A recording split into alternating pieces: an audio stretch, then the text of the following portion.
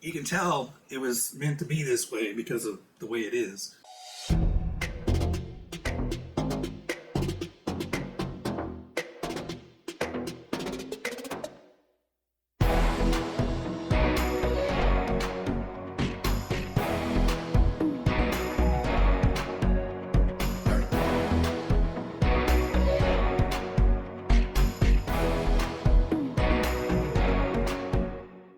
Well, hey there guys, welcome back to the channel. I'm Adam, thanks for stopping by and hanging out for a little bit.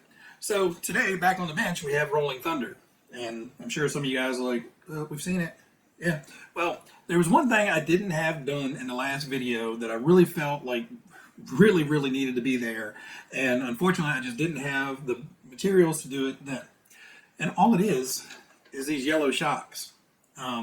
So what I did is I stripped the chrome off of the stock shock bodies, and then painted them the chrome yellow, which it's a really small detail. You barely see the shocks on this thing anyway. Basically, you see the springs. But I felt like, all the pictures I saw of Rolling Thunder had those big, bright yellow Monroe shocks on them. So I just felt like, it had to be there.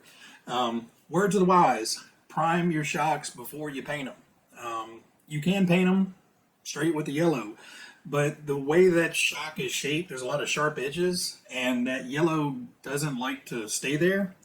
So I had to put quite a few coats of yellow paint on to make them solid yellow. So I think if you primed them first with the Tamiya service primer or something, and just lighten them up instead of being that black plastic, it would have been a little bit quicker of a process. Either way, they're yellow now. I'm happy. So what we're going to do is we're going to take it out and run it for a little bit. Again, fingers crossed, I don't trash it and rip the light bar off of it and scrape the body all up. And if we do, we'll fix it. Before I take it out real quick, guys, I just want to share with you something I found very helpful lately. And it's this ProTech, little hardware mat.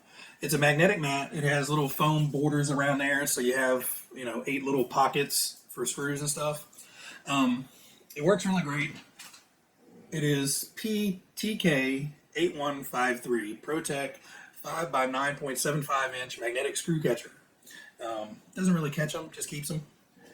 But this is really helpful when you're building these Tamiya kits because, you've got 6 of these, 12 of these, random weird hardware. It works great when you break out a bag of hardware. You can kind of separate it all out and have it in a nice spot. Forever, I've been using, little lids and, little hardware trays like these. The problem with the hardware trays is the hardware rolls about, and if you bump it, everything scatters in the tray. So if you had 3 nice little piles of stuff, it all scatters. In this, you can basically make a pile to this side of that parts tray and this side of that parts tray, and if you bump it a little bit, everything doesn't get all mixed up. It may spread out a little bit, but it's not going to, everything's going to slide together. These are really helpful. I can't remember what I paid for it. It was super cheap. And well worth it. It's something really small, can get tucked in a drawer somewhere when you're not using it and out of the way. The one word of caution I have, works excellent except for washers. You got fat little sausage fingers like I do and not much fingernail. Getting the washers off of this magnet thing is tedious. So if you have a little tray, I put the washers in this guy so I can easily just, a lot of times I just press my finger down on there and pull up a couple washers, or I can take the magnetic tip of the screwdriver and just touch it and bring up 2 or 3 washers. The magnetic part of this wants to keep those little guys flat. Anyway, if it helps you guys, it sure beats an ice cube tray or something like that. And, if you're like me, you move something and bump things, and, next thing you know, your nicely sorted hardware is all a mess. Really good little thing to have. Anyway, I'm going to shut up and we're going to take this guy out for a spin.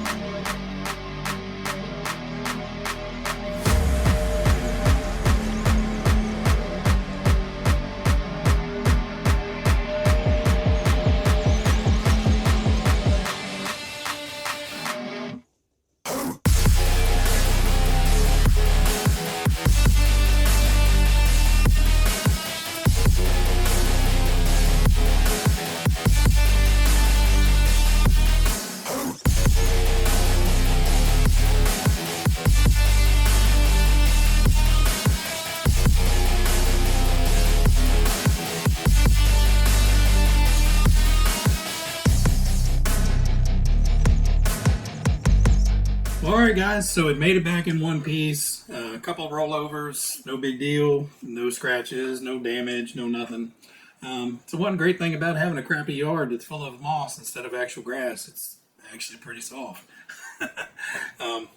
Curse of living in the woods. The grass doesn't grow, but moss grows really, really well. Anyway, guys, I hope you enjoyed kind of a different spin on a lunchbox. I sure enjoyed building it, and I do have a couple more custom things planned for videos in the future. So if you haven't subscribed, hit that subscribe button. We're almost at that 1,000 subscriber mark. So the minute we go over and stay over 1,000 subscribers is when I'm going to launch that video kicking off the giveaway. So in that giveaway, I'm going to give away one of 3 cars. It's either going to be a brand new Plasma Edge 2, a brand new Lunchbox kit, or a brand new Neofighter DTO3 kit. I'll buy it. I'll ship it to you guys in the United States, unfortunately, just because freaking shipping is outrageous right now. Sorry, everybody in Canada and over in the UK and everywhere else around the world. Sorry, I can't include you guys yet. Maybe once we get to 2K and, I get that 87-cent check back from YouTube for being a YouTube creator at that point, maybe I can swing the international shipping at that point. But for the 1,000K, we're going to do US only. So sorry, guys, but I appreciate each and every one of you that has subscribed, everybody that leaves awesome comments, everybody that likes the videos, watches the videos. You guys are all awesome. You guys keep inspiring me to come out here, talk to you guys through the camera, and, keep enjoying the hobby. All right, guys, everybody out there, you guys be happy, be healthy, be safe, and I will catch you on the next one. Bye.